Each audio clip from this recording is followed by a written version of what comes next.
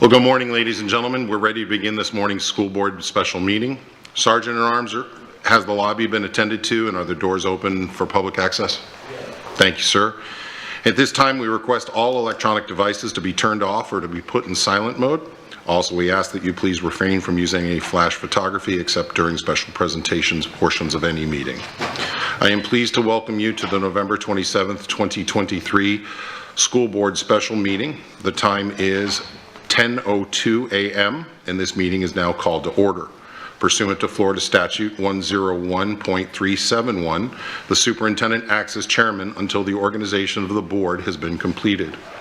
We would like to take this opportunity to remind members of the public of the district's mission, which is to ensure that each student achieves his or her highest personal potential and the district's vision to be a world-class school system.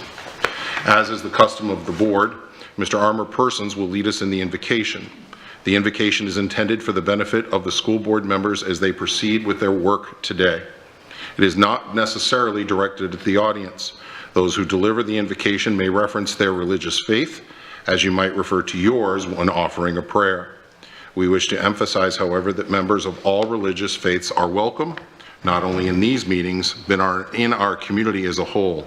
Staff and members of the audience are welcome to pray or not to pray. After the invocation, Mr. Sam Fisher will lead us in the Pledge of Allegiance. Will you please stand, and Mr. Persons, will you lead us in the invocation? Let us pray. We come before you today with gratitude for the opportunity to gather as members of this school board, entrusted with the important tasks of shaping the future of our educational community. Grant us wisdom, patience, and understanding as we deliberate on matters that affect the lives of our students, teachers, and staff. Help us to make decisions that prioritize the well-being and growth of those under our care. We ask for your guidance in promoting an environment of respect and inclusion within our schools, where every student can thrive regardless of their background or circumstances. Bless our educators with the strength and passion to impart knowledge and nurture the hearts and minds of our youth. May they find fulfillment in their work, knowing they make a profound difference in the lives of students. We also seek your guidance for the parents, guardians, and caregivers who entrust the children in their care. Help us to honor their trust and diligence and compassion. As we engage in discussions and decision making, may we always seek the common good, putting the interests of our students first. We recognize the challenges we face and the responsibilities we bear. Grant us courage to address these challenges with grace and resilience. We ask this in your name, Father, that we have a harmonious and productive meeting. Amen.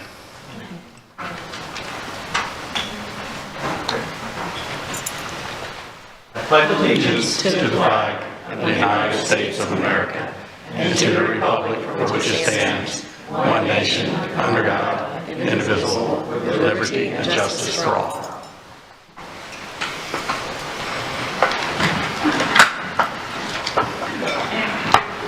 Thank you, and please be seated. As stated earlier, according to Florida statute, the superintendent acts as chairman until the organization of the board takes place. Before continuing the meeting, as is tradition, I have the honor to present a plaque to the outgoing chairman, in this case, Mr. Armour Persons, in appreciation for his service over this past year. Mr. Persons.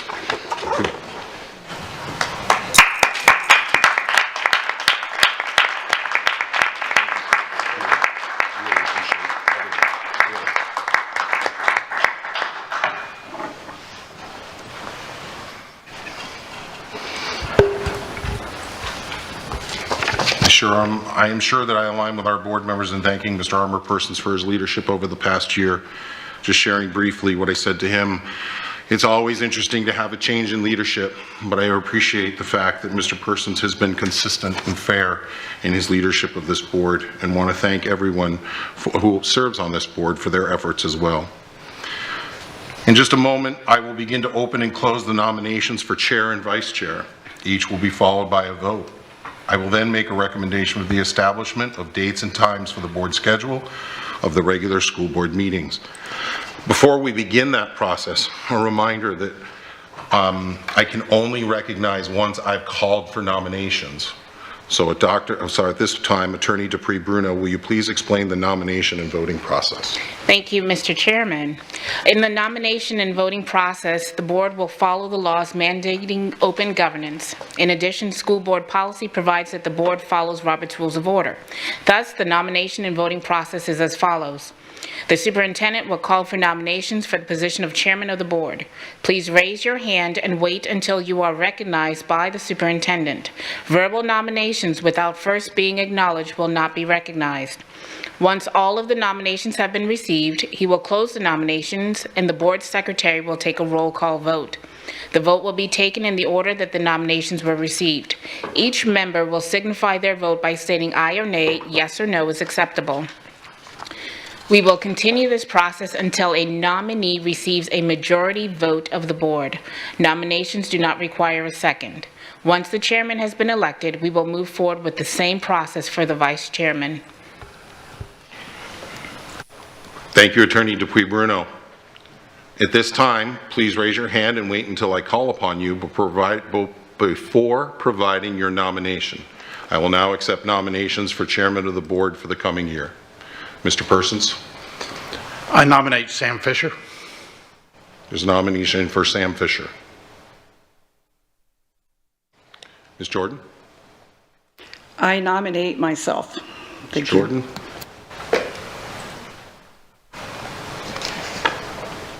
Any other nominations? Taking up the first nomination.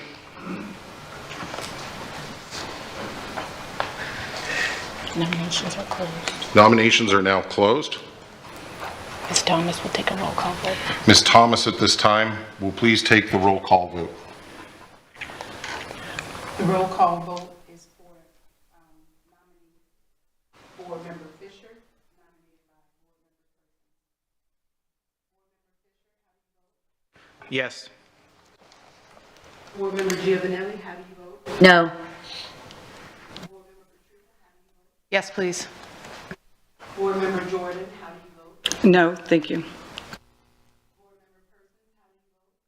Yes.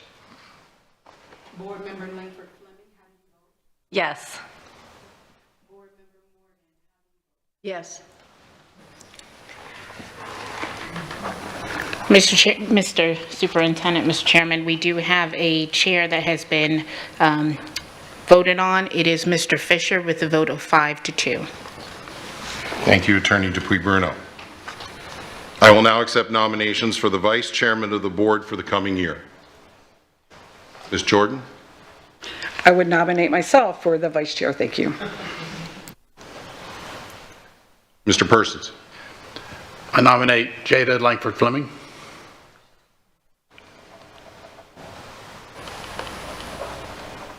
Any other nominations? At this time, those nominations are considered closed. Ms. Thomas, will you please take the roll call vote? roll call vote, nominated by Ms. Jordan, nominee Board Member Jordan. Board Member Fisher, how do you vote? No. Board Member Giovanelli, how do you vote? Yes. Board Member Patrica, how do you vote? No, thank you. Board Member Jordan, how do you vote? Yes. Board Member Persons, how do you vote? No. Board Member Langford Fleming, how do you vote? No. Board Member Morgan, how do you vote? No. Mr. Chairman, by a vote of 5-2, we do not have a vice chair. We will go to the next nominee. Ms. Thomas, would you again please take the roll call vote? Yes, sir. Vice Chair nominee Langford Fleming, nominated by Board Member Persons. Board Member Fisher, how do you vote? Yes. Board Member Giovanelli, how do you vote? Yes. Board Member Patrica, how do you vote? Yes, please. Board Member Jordan, how do you vote? No. Board Member Persons, how do you vote? Yes. Board Member Langford Fleming, how do you vote? Yes. Board Member Morgan, how do you vote? Yes. Mr. Chairman, by a vote of 6-1, we do have a vice chair, Ms. Langford Fleming. Thank you, Attorney Dupuy Bruno. Congratulations to Sam Fisher and Jada Langford Fleming. Please, the Board Secretary, please attach the tally sheet and nominations to the minutes. Thank you very much, and congratulations.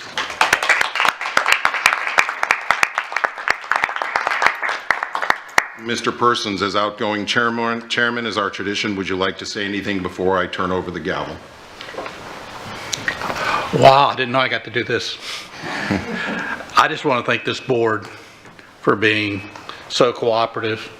Being a newbie and being chair was quite an experience. And I also want to thank the previous board members, other than the 3 new elected ones, for all their wisdom and history that y'all provided during this. Has helped me greatly. So again, thank you, and it's been a good year. Thank you, former Chairman Persons. Appreciate it. I will now turn over the meeting and the gavel to Mr. Sam Fisher. Congratulations, sir. Thank you, sir. Wherever you'd like.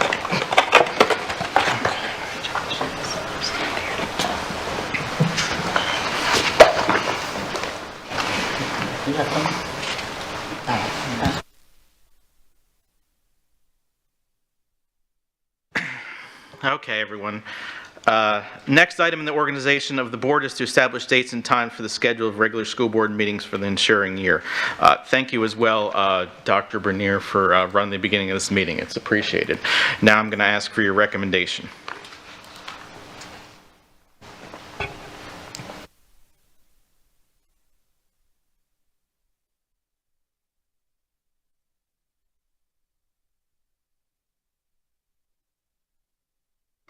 Mr. Chairman, my recommendation is the approval of the calendar establishing meeting dates and times for the regular school board meeting for the period of January 2024 through December 2024 as presented. Okay. Item B3, approval of the calendar establishing meeting dates and times for regular school board meetings for the period January 2024 through December 2024 as presented. Board members, is there a motion to approve? Mr. Persons, is there, oh, go ahead, sorry. I make a motion to approve the calendar as presented to us. Is there a second? I second. Okay. Motion by Mr. Persons and seconded by Ms. Langford Fleming. Do we have any discussion on the calendar? Go ahead, Ms. Juvenile. I thought we discussed that the July 2nd was, I thought we were going to change that. Did I miss something on that? It's not on here. I'm looking at the old one then? Mm-hmm. Okay. Okay. Hold on, I clicked on the wrong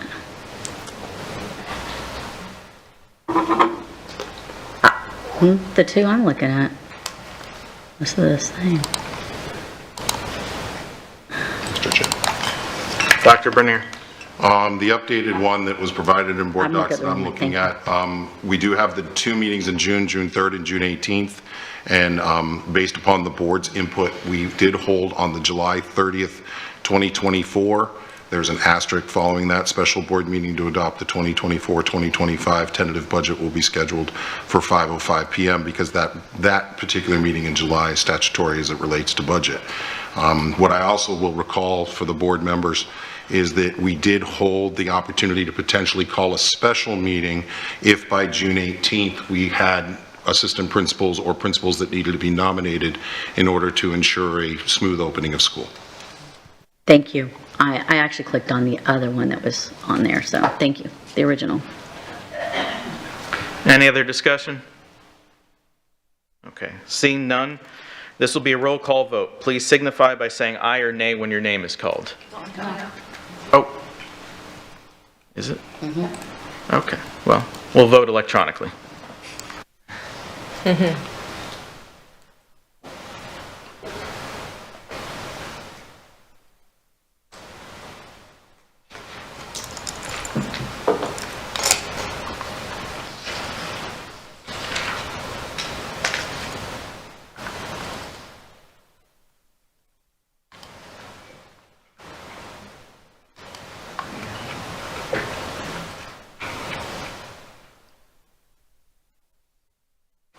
Do we have the tally?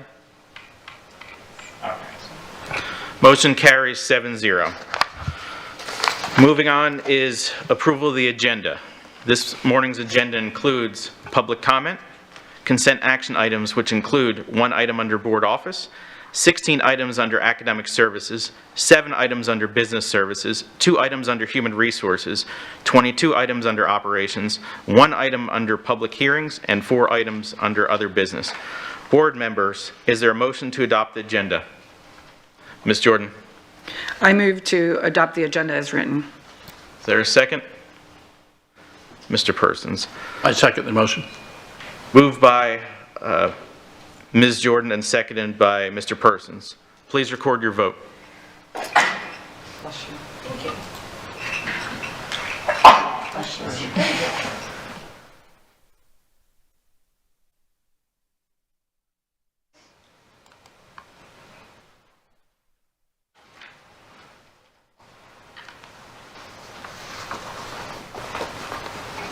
Motion carries 7-0. Moving on to item F, public comment. The next item on the agenda is public comment. Attorney Dupree-Bruno, please address the item of public comment. Thank you, Mr. Chairman. School board policy provides the opportunity at this point in the meeting to address the board concerning any matter on this meeting's agenda or any other matter relevant to the operation of the school district. Please complete a public comment card and put it in the basket provided. If you need a public comment card, they are provided by our staff. The rules concerning public comment are posted in the back and will be made from the podium in the front center aisle. Please be advised that the board will not respond during public comment to remarks made by speakers. Concerns will be addressed by the superintendent or his staff as necessary, and the chair may comment as deemed appropriate at the conclusion of public comment. The superintendent or board attorney may also comment if deemed appropriate. The purpose of public comment is to provide feedback on district issues such as duties, responsibilities, decisions, and the general operation of the district. The school board is viewpoint neutral during public comment. We ask that decorum be kept and respect be shown, which is what is expected when a government agency conducts official business. Therefore, abusive language such as cursing, insults, derogatory language levied against an individual or a class of people are prohibited. Further, personal attacks such as name-calling are prohibited. In addition, clapping, hissing, and booing, or a display of temper during public comment is prohibited. Speakers who fail to follow proper decorum in the chambers will be ruled out of order by the board chair or the parliamentarian. Any speaker continuing with such remarks will be required to relinquish the microphone per Board Policy 0169.1 and may be removed from the chambers by the Sergeant at Arms. Per Board Policy 0169.1, the time per speaker is 3 minutes if there are 20, 2 minutes if there are 30, and 1 minute if there are 31 speakers or more. The maximum time allotted for public comment is 1 hour, 60 speakers. You'll find a countdown on the big screen in the front of the room. Once your time has elapsed, the microphone will automatically shut off. Please state your name when you approach the microphone. I will call your names 5 speakers at a time. Please follow staff's direction when lining up. Mr. Chairman, there are 10 individuals that would like to address the board this morning. 3 minutes per speaker. Thank you, Attorney Dupree-Bruno. Please make sure you have completed a public comment card if you intend to provide public comment. The card is a public record identifying those who speak and providing contact information to staff for follow-up. These cards are located with staff in the hallway. Is there anyone in the audience who wishes to address the board but did not fill out a comment card? Please raise your hand. Okay, seeing none. Attorney Dupree-Bruno, please proceed with public comment. Thank you. Will the following individuals please sign up? Marge Cox, Robert Roper, Tara Jenner, Madeline Stewart, Sam Stewart.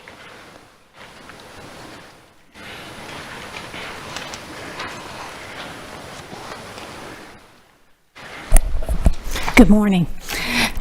November is known also for lots of holidays, but one of the things we celebrate in November is the National Native American Month. And sometimes this kind of gets lost in the shuffle of Thanksgiving and other holidays. So I went to the Orange County Public Library site, and they have a whole listing of information about Native Americans in Florida. And I just thought as our children have celebrated so many things this month, I would not want that to get lost in the shuffle, because Native Americans have done so much and continue to do so much. And sometimes the Thanksgiving kinds of things that are celebrated don't give full measure to the Native Americans that lived here long before the European explorers arrived. So I sent you this morning a letter that expands on that a little bit, and I brought in bookmarks where I took some of the information from this website so that you could see the different Florida tribes, and then a website for each one of those tribes. So if you want more information, you have that as well. And then because Native Americans were so dependent upon the land they lived in, they ate certainly the seafood from around here, but the plants too. So I brought a snack in for you that is not totally Native American, but it is, think in terms of Publix or Costco, and it is fruit, vegetable kinds of things. So I appreciate always that we're trying to be sure all of our students are seen in our school district, and certainly our Native American children need to have that as well. So I wouldn't ever give a concern that I didn't give a solution to, and you will find an additional website there as well as a couple of Native American authors that I truly enjoy, and I think you will too. So as you think of all the great things that we have to celebrate in November, please remember Native American Month as well. Thank you.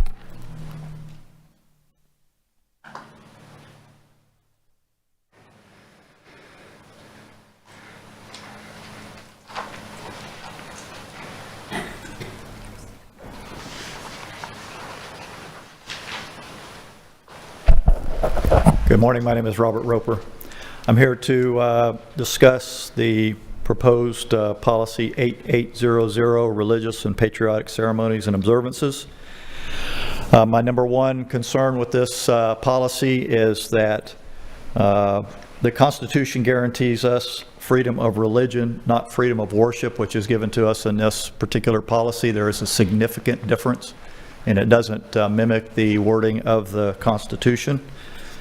Second concern I have with this policy is it allows for a moment of silence, and I would like to see us add a moment of silence or prayer. It doesn't mandate, it's not an establishment thing, but it does recognize the fact that a person's faith in God being reduced to a moment of silence is unnecessarily offensive to some people of faith. I had several other wording suggestions and additions. That's when I learned, just today, that my understanding of what Neola offered us was and is not what we got. When we started the Neola process, there were so many policies coming at us all at once that there was no way the general public could give sufficient input to them.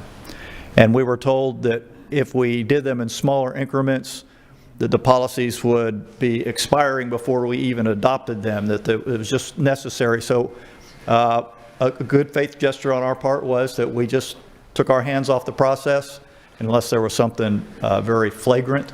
We just let the process go through, thinking that when they came back through later, they would come back through in smaller numbers of policies that could be digested better, and that we could give our suggestions for revisions then. There's 37 policies in this one. That's still excessive. But we worked with the board through the process.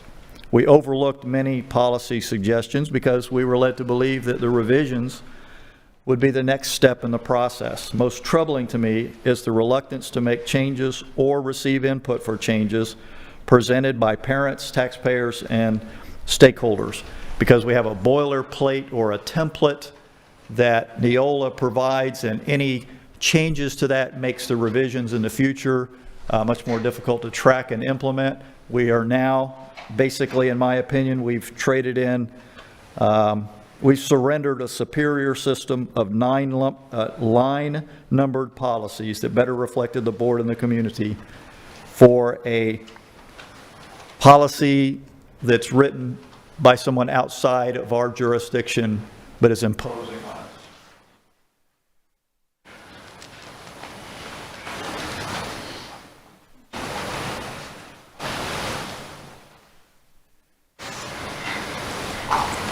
Tara Jenner. I've been a longstanding advocate of more time being allocated to public comment. Given the 1 hour allotted for public comment, I don't understand why there's still a time limit of an arbitrary 1, 2, and 3 minutes for the members of the public to speak based on an arbitrary number of people that are in the audience. I propose that a maximum number allocated for speaking should be limited to 5 minutes unless the special request is otherwise made and approved, up to the 60-minute time period that you're talking about. If there are 12 or more speakers, the number of speakers should be divided into the 60 minutes and each afforded a prorated share of the time. Calculators are readily accessible to determine the per speaker time, and the time clock is easily adjusted to meet this option. Today you have 10 speakers, so you'll get 30 minutes of public comment, but you've allocated an hour. It seems unreasonable as to why you couldn't extend that to the 5 minutes for those people. And then if there were more, up to 5 minutes, like I said, and then prorated. At least 3 of the recently elected board members campaigned on the promise they'd be more receptive to public input. This recommendation would aid in meeting that promise in a more meaningful way. The agenda today, I counted the number of individual items. It looks like it's more than 60 individual things, many with multiple pages of attachments.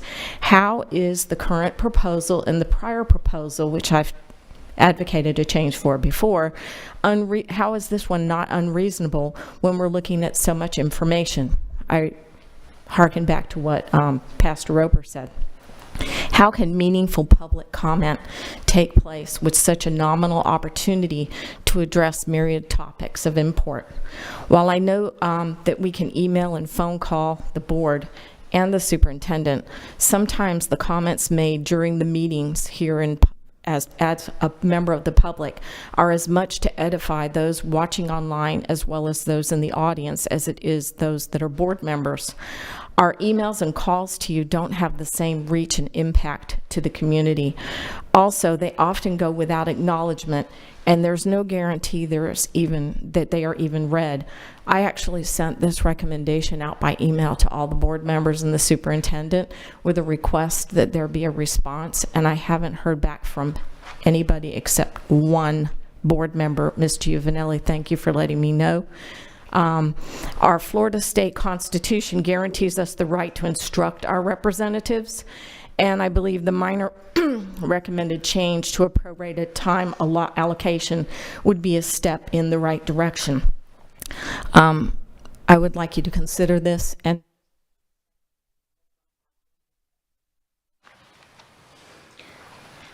will the following individuals please line up? Jamie Merchant, Jacqueline Perez, Jilly Pellis, Christy DiVigili, Ryan Kennedy. Good morning. Madeline Stewart. Congratulations on the new arrangement. I'm here to talk about what's going on in our schools. I guess that's why we really are all here. So I want to start out. If you ever want to clear a room of educators, just say, I'm from the state and I'm here to help. I've been on both sides of that statement. So how has the state been helping our public schools lately? How are they supporting Lee County to become a world-class school system? Do you know that there are 88,000 books that are still not available to our students as of late October? How could this be? Aren't our library media specialists doing their jobs? Well, guess what? We have 16 library media specialists for the entire district, and how long will it take them to go through and vet those 88,000 books? This is another state mandate that was unfunded.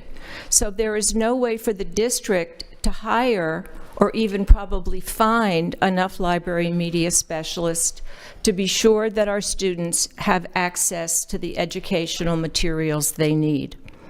So I want to ask you something to do something, maybe you're going to think it's very naive. But as the former speaker said, you are our elected representatives. And we can talk to people at the state, but it's very, very different, I believe, than if you talk with them. So I would like you, personally, directly, however you do it, to go to our state legislature, to our representatives there, and tell them the kind of chaos and the kind of restrictions that the laws that are coming out of Tallahassee are what's happening in our schools because of that. You all wanted to insulate yourself from lawsuits, which I understand.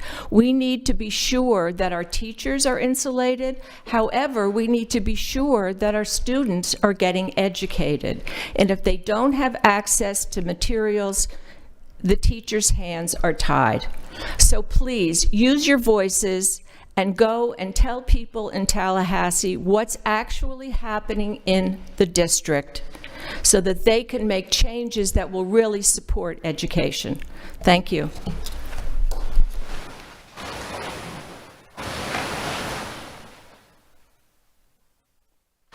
I'm Sam Stewart. At 87, it's easier to walk from there than from the back. I'm here today to celebrate educators. I don't think there's a finer profession that's fundamental to developing this country, to educating people so that they can become what they want to be, using the talents and abilities they have. This has been a difficult years for teachers. They've been bombarded by cultural wars. They've been attacked for things that they never did, such as grooming kids in the young grades. I noticed that one of the counties just this morning announced that they've decided to close school early on Wednesdays to give teachers a little break, and also to prevent those teachers from leaving. We need to find ways to celebrate and appreciate the very difficult job that educators have to do in schools. Now, in the beginning, our forefathers knew that it was very important to keep politics out of schools. They knew politics would always be vicious. Just think of Hamilton and Jefferson, or even more dramatically, Hamilton and Burr. Those things went on. But schools had to be a place where everybody could go, learn, and then be able to participate in the democracy. So anyway, Sam, I have a present for you that I brought. This is a book called Classroom Instruction That Works. And if you look at it, you'll just get an appreciation of the kind of exacting work our teachers need to do in order to be successful. And they need help. Remember, our children are not as achieving as well as they should. In fact, I think only 1 out of every 4 children in the third grade in Florida was above average or above. So they need help. It's hard work. And also this business of adding politics, we made a mistake. We're losing the superintendent because of the elected position. Don't make another mistake. Don't allow all of the school board members to be elected. Please keep some independence, some protection for our schools and for the people who work in the schools. Thank you.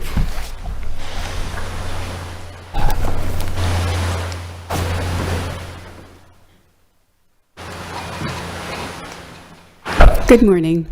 My name is Jill Pellis. I'm a resident here in Fort Myers for the past 12 years. In your opening, you said you strive to put the interests of our students first. We want our children to thrive in a global economy, in a world not torn by political or religious extremism, but in a world that's filled with love and respect and dignity for others, tolerance, and data-driven decision-making.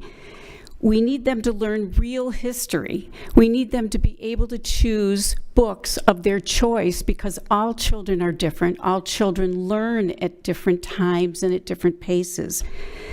In a world filled with blind obedience and followers, I urge all of you as board members to be leaders in Lee County.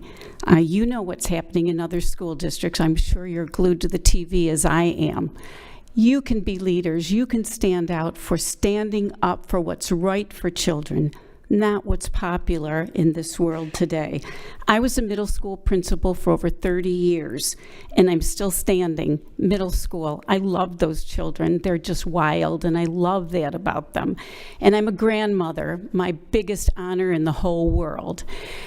As a middle school principal, we had many, many ethnic, cultural groups in our building. I was both in inner city and a suburban district, #1 schools in the country and rewarded by the President of the United States. I take great honor in that. We never had an issue we couldn't solve. If it was a cultural issue about a child changing or going swimming in a bathing suit that was not allowed by her religion or her customs, we sat down with the imam. If it was about a group that had to go on a field trip and they wouldn't get back till after dark on Sabbath, we sat down with the rabbi and we worked out a solution. We met with priests, we met with pastors, we met with everyone, and we always came up on top. Why? Because we put the children first. Not our political beliefs, not our own cultural beliefs, but that child was the most important child in the whole world at that moment in our building, and that's why we were #1 first and foremost. Our children in Lee deserve just as much, but unfortunately, the Florida schools have become the laughingstock of our nation, and I hate that because I moved here purposely to be in this state. We should be encouraging and celebrating children's access to books and open discussions about books. As a mother, grandmother, retired building administrator, please, I beg you to do what's right for humanity. Not just our children in Lee County, but for humanity. A parent can bar his or her own child. Time is up, ma'am.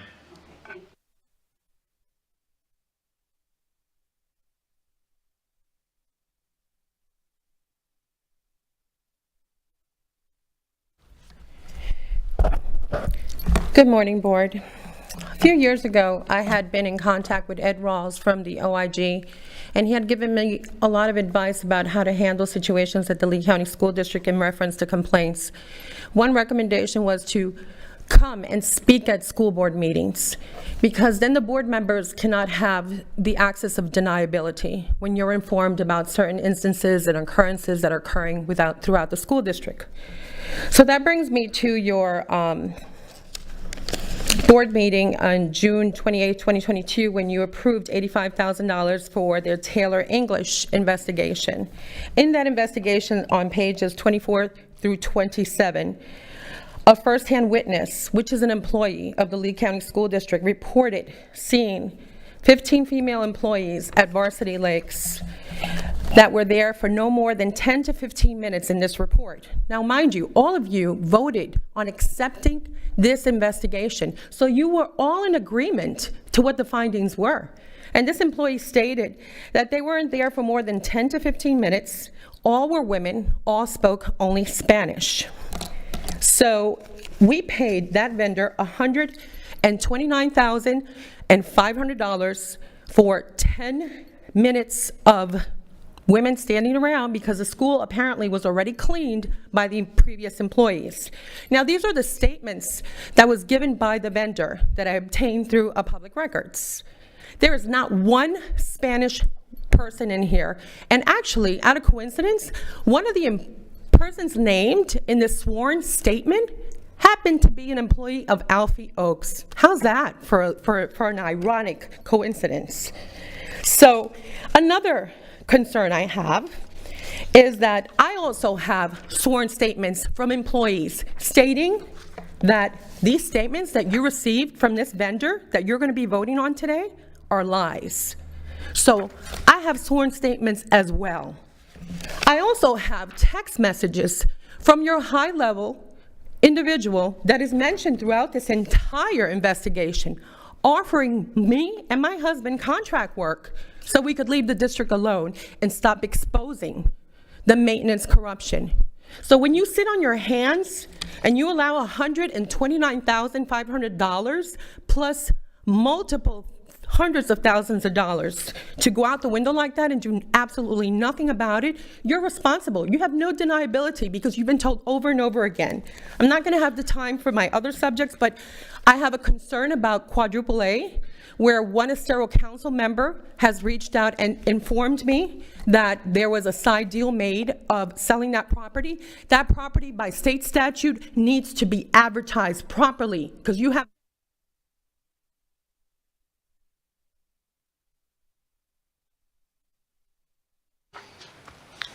And I believe that was Ms. Perez. You didn't state your name, but I believe. Sorry. Jacqueline Perez. Hello, Jamie Merchant. I've missed the last few board meetings because I've been out of the state, but I wanted to address some issues or concerns that other people, the public, are bringing up. And I know I've said this probably individually to one or two of you and Dr. Bernier as well. There was a comment a few weeks ago about people challenging the books using booklooks.org and saying that, you know, they're plagiarizing or whatever, something else was said about it. And publicly, I know the owner of that website. She is local to Florida. We work together. That is the purpose of her website, is to post the content in the books for us to use for book challenges. Her website also has books that are 100% okay for students to have their hands on, and they have a fair rating system. So that is the purpose. We're not plagiarizing anything. Also, the challenge forms are following statute. It is not our opinion whether or not we find anything reputable in these books. If they contain sexual content, which they do, they are against the law. So if other people want to allow sexual content in the hands of students, they can do that on their own time, not in public schools. Also, I did have while I was traveling, I did have a very successful meeting with the Florida Department of Education. I brought up the curriculum that was being thrown away. And while they looked into that, and we've, like I said, had a very productive conversation, thank you to whomever, I'm sure it's Dr. Spiro's team and all of you, for noticing that this content was out of date, didn't follow state standards, and just we're recycling the material to ensure you're following the law. Thank you.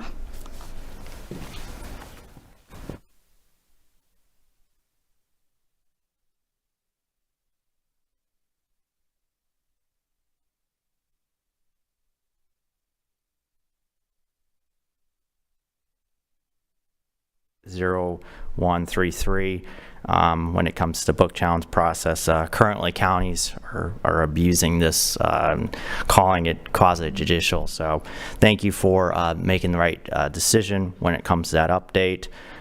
In addition, as been previously mentioned, policies should be written and decided here locally.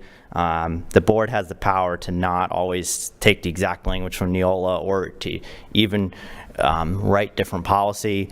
The board has made decisions in the past that has gone above and beyond what Neola has asked for or has suggested. So I just would encourage all of you, as you go through your process, to always keep that in mind, that this is a county. It's done at the county level, so county input's always great. Thank you.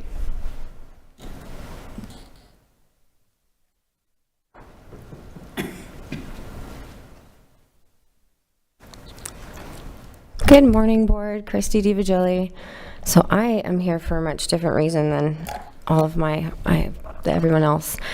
I have been a parent in the Lee County School District for over 18 years. I've heard a lot of people come up here today with a lot of things to say and opinions about teachers and about how classroom instruction should be and about what should be taught. And these are people that probably haven't seen a classroom for as long as I've been alive. And yet I have kids in this district. And I'm here today to talk to you guys about one of those kids, because I've already tried at the school level to handle this problem. I've tried at the district level to handle this problem. But this problem's not going to get handled unless I bring it out into the public's eyes. So, my daughter's in 12th grade. She's been in gifted since elementary school. And one of the best standards, for one of the best standards that I have a little bit of an issue I'm having with right now is ELA 12V13, which talks about vocab words, and it talks about, or no, not 1.3, it's 1.1, but it talks about vocab words and about how they should be academic, how they should be appropriate to the grade level, appear across several subject areas for the grade level and beyond, vital comprehension, critical for academic discussions and writing, and usually requires explicit instruction. Well, my daughter, I looked over her Google Classroom because they're doing a quarter 2 response paper, and I'm taking issue with that response paper because my daughter goes to an art school. I only have a minute left. She goes to an art school that protested House Bill 1557 last year, and her English teacher assigned a project, and this project, they were given 4 articles and to choose, and 27 students amongst this teacher's 4 classes chose the first article in this, which I am taking issue with, which is entitled, "What is Hamas?" This is a school that has protested House Bill 1557. It was a teacher-sanctioned, administration-approved rally, and this is a teacher who I've had several issues with this year. I brought this to the district. I plan on filing an ethics violation against her today. I have a plethora of things because I then went through the entire Google Classroom for the whole school year, and I have a lot of concerns. So our teachers are not all innocent. We have good teachers out there, and they need to start replacing the ones that teach crap like this to our kids. Thank you. Mr. Chairman, that concludes public comment. Thank you. Dr. Bernier or Attorney Dupree-Bruno, would you like to follow up on any of the comments? Mr. Fisher, thank you very much. Mr. Chair, thank you very much for the opportunity. First and foremost, I want to thank the speakers, specifically who are focused mainly at directing to the board, but as a superintendent, I take your comments seriously as well about policy, Native Americans, books, educators, and the support and celebration of those educators, as well as all the support staff that make our world work every day. These comments are reinforcing, especially after a time of Thanksgiving and prior to the winter holidays. They're reinforcing to our purpose and to our work as educators and as education policymakers. So I wanted to say thank you for those words and know that we will continue to work to try to improve both in specific policies in other areas at the direction of this particular board. To the last issue, my Deputy Superintendent and Chief Academic Officer in the room, I would be more than happy to get with Ms. DiVigili, myself as well, to help support whatever issues seem to be arising. While that has been brought up at the district level, it has not come to my attention until this moment. So thank you, Mr. Fisher, Mr. Chair. Appreciate you. Okay. Thank you, Dr. Bernier, and thank you everyone for your public comment. It truly is appreciated by all of us up here. Moving on now to item G through M, consent items, approval of consent items. The documentation for action items listed under consent is made available to board members 7 business days prior to the board meeting. We're expected to review all the material, and we have an opportunity to speak with the superintendent with any questions we may have regarding the recommendations. Some of these items have also been briefed or workshopped with the board in advance of appearing on the action agenda. Board members, are there any agenda items you wish to pull for discussion under the unfinished business table items portion of the agenda, starting with Ms. Giovanelli? Yes, I pulled item M15. Thank you. Okay. Ms. Patrica? No, thank you. Ms. Jordan? No, thank you. Mr. Persons? No, thank you. Ms. Langford Fleming? I have none. Ms. Morgan?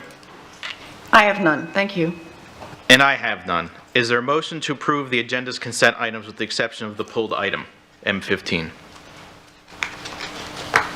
Okay. Ms. Jordan? I move to accept the board agenda with the exception of pulled item M15 as written. Is there a second? Mr. Persons? I second the motion.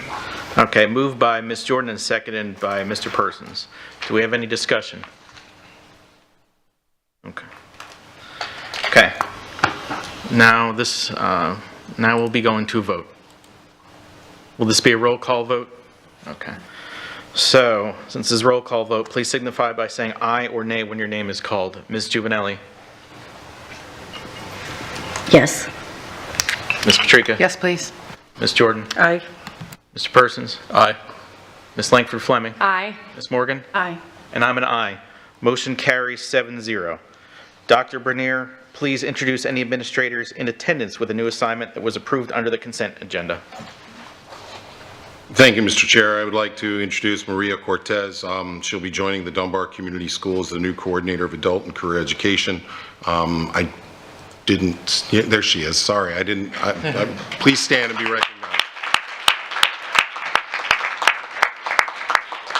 I was getting ready to comment with our shift in schedule last week. I wasn't sure if she was in attendance. I appreciate you. And again, like we've always said to all of our administrators, this is a symbol of trust from this board and the superintendent to you. And please continue to do the work on behalf of our students that you do each and every day. Thank you. As this is not a night meeting, I can't repeat exactly what Mr. Persons said, but thank you for your service, and you're dismissed if you want from the board meeting. Thank you. Okay. Moving on to unfinished business and tabled items, we have item M15 to address. Dr. Bernier, please read your recommendation for that item. The recommended action regarding M15 is the approval to increase the previously board supplied amount of $2.8 million by $750,000 up to $3.5 million with the American Management Resource Corporation in Fort Myers, Fresh Air Solutions of Southwest Florida in Fort Myers, Legal Enterprises, Inc., doing business as Captain Steamer Carpet Cleaner, Captain's Complete Restoration, Repairs and Remodeling in Cape Coral, Florida for a period of November 21st, 2023 through November 25th, 2024 pursuant to the same terms and conditions as previously approved by the board. For this bid period, there's been a higher volume of repair work such as, but not limited to, drywall repairs from Hurricane Ian, carpet and floor dryouts due to water intrusion or broken water lines. Therefore, the $750,000 increase is requested to allow the Maintenance Services Department the ability to acquire services and or repairs as needed in the finalization of Hurricane Ian work and the completion of our day-to-day tasks requested by district-wide facility usage. Mr. Chair. Thank you, Mr. Superintendent. Is there a motion to adopt Dr. Bernier's recommendation? Ms. Jordan? I move to adopt Dr. Bernier's recommendation for M15. Is there a second? Mr. Persons? I second the motion. Okay, item has been moved by Ms. Jordan and seconded by Mr. Persons. Is there any discussion? Ms. Juvenelli? Thank you. I'm the one that pulled this. My concern, and it's a question for the superintendent through the chair, is that did we verify that this work has been performed? I want to make sure that we have quality control because we have had a history in the past of not knowing if the services were performed and we paid before the services were performed. Ms. Giovanelli, members of the board, members of the public, one of the biggest requests that was made upon my swearing in as a superintendent was having a better handle on when repairs were made. Just prior to the holiday, our COO and I had another full day, almost full day of meetings related to hurricane repairs and other things. We took pictures of specific items that we still question whether they've been repaired in full. We've held invoices related to that. Additionally, through your work, you hired an outside company to help us based upon the volume of work in making all of these repairs. There is now an outside company that works with our facilities and maintenance as well as our construction division to ensure that prior to paying any invoices that those physical inspections are made to ensure work is done, but then also done to our specifications.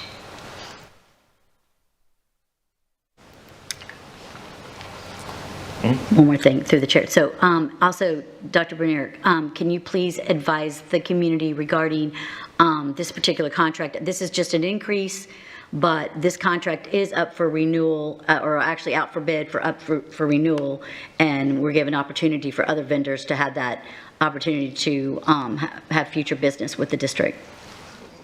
That is correct, Board Member Giovanelli, that when this contract is finished, an ITN would have to go out again for indoor air quality, environmental consulting, asbestos, lead abatement, microbial remediation, and remodeling and painting. It would go out as an ITN again. Thank you. I am going to reluctantly support this because it is based on the hurricane issues.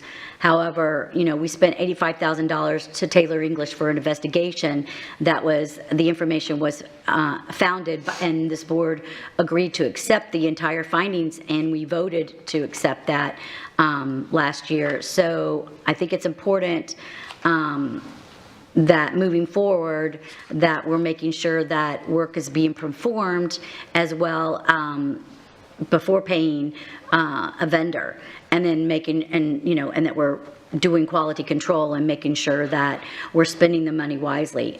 So at this point in time, I will approve the increase. The vendor in question, I saw that they only did one job and the rest was done by other vendors. So I am going to support that this afternoon, or this morning. Thank you. Any other comments or discussion? Okay. Seeing none, this will be a roll call vote. Please signify by saying aye or nay when your name is called. Ms. Giovanelli? Yes. Ms. Patrica? Yes, please. Ms. Jordan? Aye. Mr. Persons? Aye. Ms. Langford Fleming? Yes. Ms. Morgan? Aye. And I'm an aye. Motion carries 7-0. Next up on the agenda is public hearings, item R. Dr. Bernier, please present your recommendation for this morning's public hearing item. Item R1, Mr. Chair, is the approval to adopt new and revised board policies in compliance with the changes in related rules, regulations, and statutes to adopt best practices and promote transparency and accountability. The effective date of this adoption shall be November 28th, 2023. Thank you, Dr. Bernier. We'll now recess the school board special meeting and open the public hearing. The time is 10:59 a.m. As indicated, the public hearing this morning is to consider Dr. Bernier's recommendation as previously stated. At this time, the public will be invited to speak on this one item. The time allowed for public comment is 3 minutes. Is there anyone in the audience who would like to address the board regarding the approval to adopt new and revised board policies in compliance with changes in related rules, regulations, and statutes to adopt best practices and to promote transparency and accountability? Starting with the first item we would discuss would be Board Bylaws Policy 0133, Quasi-Judicial. Do we have any people wishing to make public comment on that item? Seeing none, moving on to Chapter 1000 Policies, Administration. Policy 0169.1, Public Participation at Board Meetings. Do we have anyone wishing to make public comment on this said item? Seeing none. Chapter 2000 Program, New Policy 241001, Mental Health and Well-Being. Does anyone wish to address the specific policy in public comment? Seeing none. Chapter 5000 Student, Policy 5121 to Policy 5771. Do we have anyone that wishes to make public comment on this said item? Okay. Seeing none, I will now close the public hearing and reconvene the school board special meeting of November 27, 2023. The time is 11 a.m. Dr. Bernier, please restate your recommendation for this morning's public hearing item. Mr. Chairman, item R1 is the approval to adopt the new and revised board policies in compliance with changes in related rules, regulations, and statutes to adopt best practices and promote transparency and accountability. The effective date of this adoption shall be November 28th, 2023. Thank you, Dr. Bernier. You have heard the superintendent's recommendation that the board approve to adopt new and revised board policies in compliance with changes in related rules, regulations, and statutes to adopt best practices and promote transparency and accountability. The effective date of this adoption shall be November 28, 2023. Board members, is there a motion to approve? Ms. Jordan? I move to approve the new and revised board policies as written. Do we have a second? Ms. Langford Fleming. I second. Okay, moved by Ms. Jordan and seconded by Ms. Langford Fleming. Is there any discussion, board members? Okay. Seeing none, please record your vote.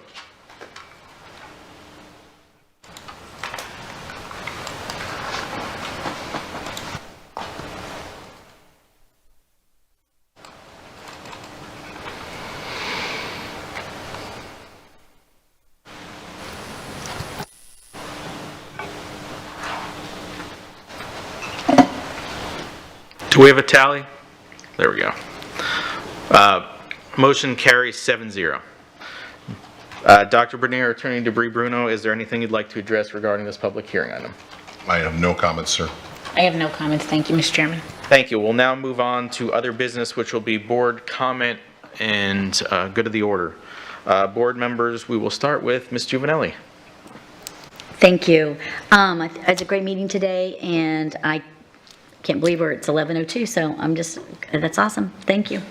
I hope everybody had a great Thanksgiving. Ms. Patrica. Thank you. I do have a couple of items to cover because I haven't been physically present. I'll be quick. Curriculum Advisory Committee, I am the board liaison reporting to you on the one meeting that we had of substance. There was a discussion about the book challenge process. I would be remiss if I didn't say just the high level of function.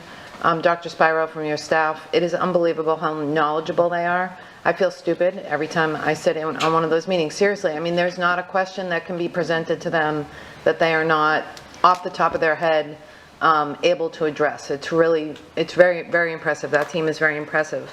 To one of the members of the public, a comment was made that there are 85, I thought it was 85,000, it may be 88,000 books that still have not been approved. And that is a concern for me. It is, it's not that there's a concern about the content of the books, it's that the new legislation requires us to approve, to vet all of these books before they can be placed on the shelves in libraries or in teachers' classrooms. It's my understanding that we did purchase 300 books through Scholastic for some classrooms, but that's a district expenditure that we wouldn't have had to make if we could have those 85,000 books approved.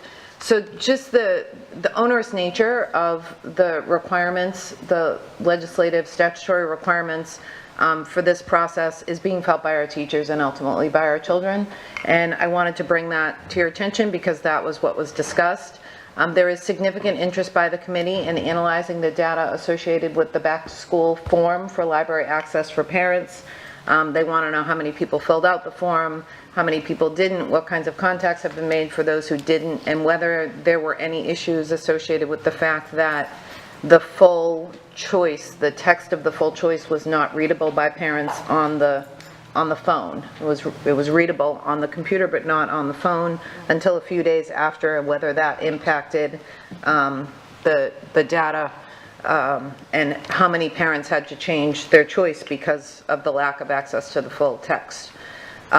In addition to that, they discussed the topics for the entire year that will be discussed, and I'm pleased to say that most of them are directly tied, if not peripherally tied, to goals in the strategic plan.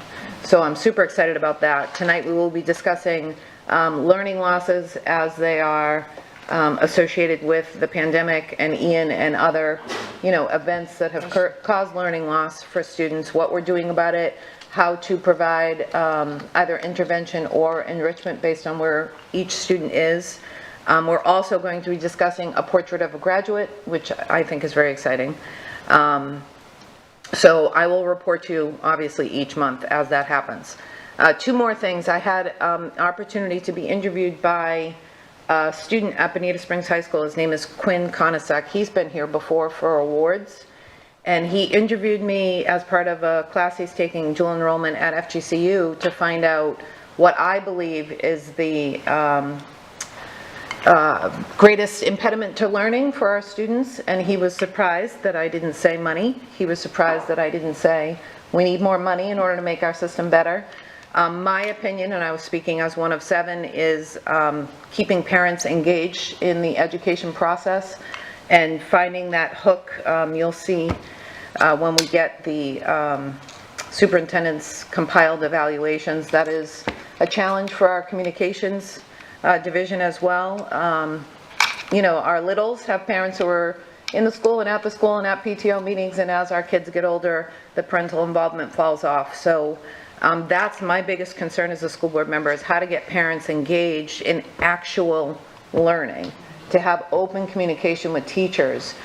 Even if something goes wrong, teachers want to know if a parent is not happy with something, and they'd rather have that direct communication with the parents so that they can figure it out. So anyways, the reason why I bring that up is because whenever we have an opportunity to get with a student, this kid is going to change the world at some point, like honest to God and true. He is that person who will change the world. And it reminds me of why I sit here every other week and we do the work that we do. Because this kid, thanks to our school system and obviously the support he has at home, he's going to go on to change the world and reflect well on this school district. And my final report is from ITF, Insurance Task Force. Did you know that they do all kinds of employee wellness things? Yeah. So planks giving, you're supposed to do a certain amount of planks every day between now, actually it's probably over. And I took the little form, and I do planks every day because I work out every day, but I was not disciplined enough to write it down, so I'm not going to win the cup. But it's wonderful because it adds competition, which I love. The other thing that's really wonderful is they have this app called Walking Spree. I encourage you all to download the app on your phone and use it. It's connected directly to my watch, and it tells me several times throughout the day how many steps I have in. And there's a contest going on right now to get a certain number of steps in between now and Christmas. And it's particularly difficult to get those steps in when you're in freezing cold Rhode Island for Thanksgiving, but darn it, I did it so that I can beat everybody else. So I just want you to know that how much time and effort goes into employee wellness, which keeps our insurance costs overall down. And they just do a really, really wonderful job. And if you're not aware, please engage in that. Those are my comments for today, Mr. Oh, wait a minute. Congratulations to you for becoming the new chair, and to Mrs. Langford Fleming for becoming the vice chair. Those are my comments. Thank you. Thank you. Ms. Jordan? Yes, congratulations, Mr. Fisher and Ms. Fleming, Langford Fleming. And also, Ms. Patrica, you forgot one thing, is that the incentives that they give you doing that. So that's another good point for any employee of the district who participates. They have the opportunity to get some money as well. So that's always another addition, which is really nice. I met with EDAC, and EDAC had via Zoom, Dr. Malloy did a presentation on the second proximity for middle school. And of course, there was quite a few questions regarding that, and still some concerns on what does that look like. And I think we're still all hearing it, and just, you know, tweaking it and coming to the final end of that. But I thought that was a good meeting. They did also do a presentation to try to figure out what they're going to do for the rest of the year, which I don't have that information as of yet. As soon as I get that information, I will be sharing that out with you all. So I don't have that. I had the opportunity to also meet with Councilman Streets. He's very concern. He's retiring. This will be his last year. He's retiring because he really wants to get more active and motivated with the prison pipeline, the school to prison pipeline, and he's really going to try to pull everybody together as many as he can with Boys and Girls Club, YMCA, schools, and just go back to the, as he calls it, the old time on how people were doing, like the porch watching and making sure kids were doing what they were supposed to do and being expected, and involving all the families, as Ms. Patrica was speaking about too, because that way, when you have people who are engaged it's easier for our children. And he's really trying to promote that. So I'm sure we'll be seeing him come to the board meeting and share some information with us, or reaching out to speak to you as individuals. And then I also want to say, I too had the opportunity to speak to a student to interview, and which is always a great opportunity, because the questions that they ask you, and it's just a great conversation. So, and I hope everybody had a wonderful Thanksgiving, and that is my report. Thank you. Mr. Oh, sorry. And Mr. Pearson, thank you for last year. Did a great job. Mr. Persons. Well, I'm not going to steal the superintendent's thunder about the football game. I'll let him do that. But what a game. All I can say is I was watching the scores online, and when I saw that the other team went ahead, I thought the game was probably over, but I'll let you elaborate on that. That's all. Ms. Langford Fleming. I'll follow suit and not say anything either, even though it's written down. So, thank you, Mr. Persons, for running a very well organized last year for us. Appreciate all that you have done. And congratulations to our new chair as well. I did get to attend the Health and Wellness Committee meeting, which sort of ties in a lot of times with what Mrs. Patrica brings to the board from the Insurance Task Force, because they also talk about the challenges regarding health, fitness, some of the bonuses that teachers can make, which I think is great. You're right, it keeps our insurance costs down, but it also keeps our staff, I believe, healthy and happy, because endorphins create happiness, right? So, they are partnering with the Collaboratory downtown. They came and did a great PowerPoint presentation on how we are partnering with both, and that's they're gonna elaborate a little bit more on that, I think, the next meeting. Our school gardens are thriving, successful, doing great, hoping to add more gardens throughout the school district so that they're, you know, at as many schools as they can possibly have them at. And, you know, Ms. Patrica was just talking about the engagement. And I've heard Ms. Morgan also talks often about when we got together with the strategic plan. I think one of the things that really stood out was the engagement as the children are getting older in our schools. And these gardens, as silly as you may think it is, the children in middle and high school are so excited about what they're growing in these gardens, and it's creating a lot of, I guess, just ownership of seeing something successful happen, and they're excited to come to school with projects like that going on. So I appreciate all of that. I think that is it. I hope that our staff came back today refreshed, revived, and ready to finish out this great year on a high note. So, and that is all I have. Thank you. Ms. Morgan. Yeah, I first of all want to thank the staff for being so accommodating about the change that we had to make at the last minute on this board meeting. I want to congratulate the new chair, vice chair, and thank Mr. Persons for his service as our previous chair.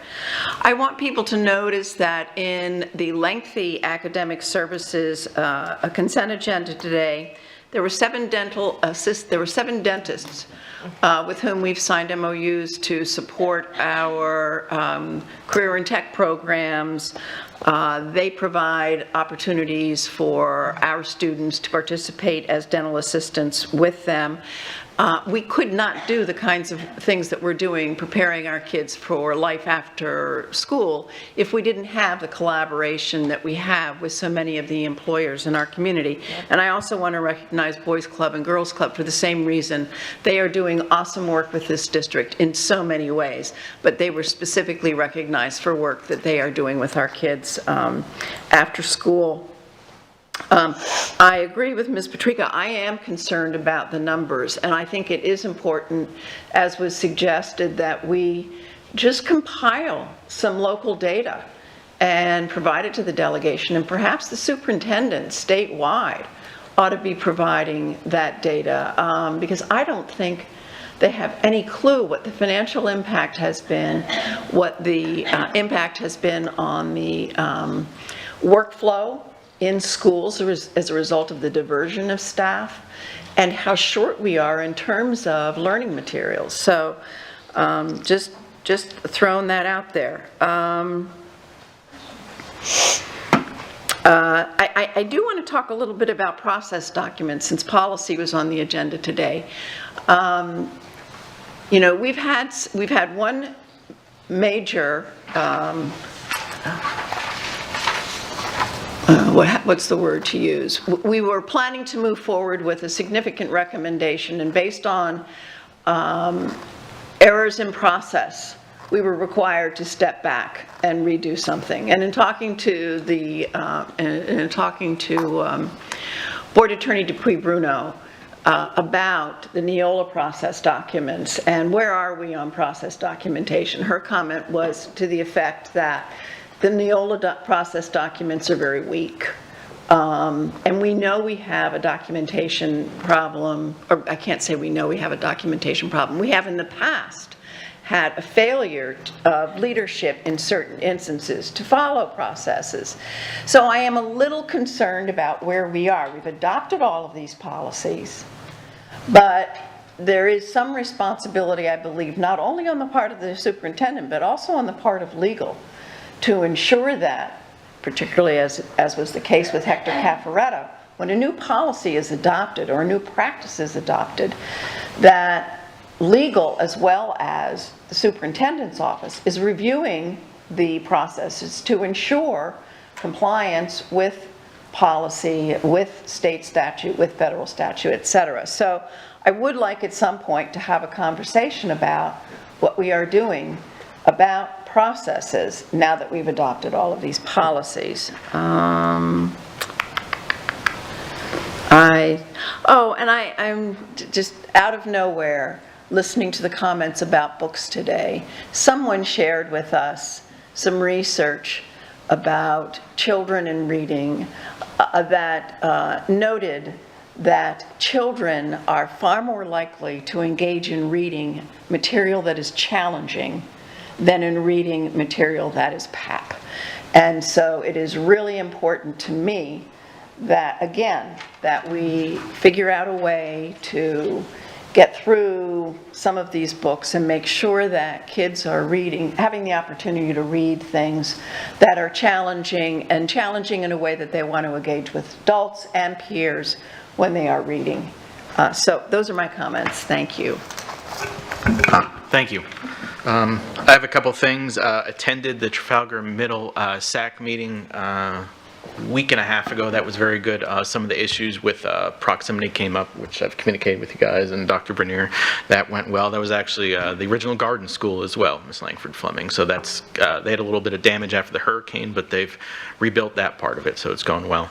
Also wanted to say many of us had the opportunity to go around right before Thanksgiving to celebrate the principal of the year, the assistant principal of the year, and the staff member of the year. Mr. Dworansky, Miss Stevens, and Miss Nora. So that was an awesome day. So, and I really enjoyed that, and I know many of you did. It was a little bit like almost going around like Publishers Clearinghouse, a bit of that kind of going with the balloons and the presents, but I know it was very much appreciated. So Dr. Bernier and I had a discussion we were invited to on Wednesday before Thanksgiving with the City of Cape Coral and some of the officials and some of the department heads to kind of go over where things are at with the Cape Coral Technical College, and perhaps some interesting opportunities to maybe partner with them on some stuff, but I'll leave that to Dr. Bernier for later. So last thing I want to say is thank you to this board. We've been together a year. Thank you to all of you, especially for letting me bug the people that have been here, as well as the staff out there. So, yep. So thank you, and Dr. Bernier. It's I've really enjoyed it up here, and we have a really great group. I'm looking forward to continuing that. And special thanks to Mr. Persons. Great job, and you really set a high bar. So I appreciate that. So that's all I have for my comments, and hope everyone had a great Thanksgiving. Now we're on to Attorney Dupuy Bruno. Thank you. Congratulations, Mr. Fisher, as being our elected chairman, and Ms. Langford Fleming in terms of our vice chairman. And thank you, Mr. Persons, for your year of service. It's been a pleasure. I do have one question I want to clarify from Ms. Morgan, if I may, in terms of process documents, because normally process documents are operational in nature. So I just want to clarify in terms of what the instruction is in terms of process documents as it relates to legal. Okay, so it's not an instruction. Okay. It's a request that the board consider the responsibilities, and specifically with respect to, for example, the Hector Caffaretta contract. That was a new process. It was a new way of doing work. It seems to me that there is an opportunity for legal to weigh in the creation of the process document that goes with that, and it cannot be solely the responsibility of the administration to create a process document without the advice of legal. Now, maybe I'm wrong, but the point was for the board to have a conversation about what our expectation is with respect to process document creation, oversight, etc., because historically that has been a huge problem in this district. We've squared away the policy problem. I would like to have more confidence that, I have a lot of confidence in the administration, but I sometimes worry that they're being asked to do some of the work that would benefit from professional oversight from legal. I don't know how else to put it other than that. Thank you.